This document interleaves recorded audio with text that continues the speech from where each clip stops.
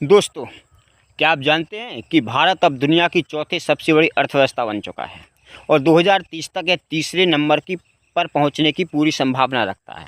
लेकिन क्या दुनिया इस वृद्धि से खुश है?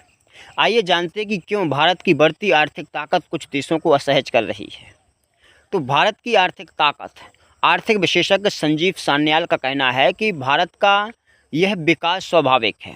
हमारी बड़ी आबादी, तेजी से बढ़ती डिजिटल अर्थव्यवस्था और कुशल कार्यबल ने भारत को वैश्विक सेवा निर्यात में एक हब बना दिया है।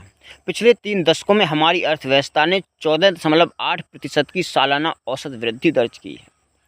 दुनिया क्यों असहज है? तो सान्याल के अनुसार जब कोई देश तेज़ी से आगे बढ़ता है तो परंपरागत मित्र और बड़े वैश्विक खिलाड़ी असहज महसूस करते हैं। वैसा ही है जैसे किसी करीबी की सफलता देखकर हम कभी कभी बेचैन हो जाते हैं। तो अमेरिका जैसे देश भी भारत की इस तेज़ी से उठती ताकत को लेकर के एक डिप्रेशन में चिंतित है।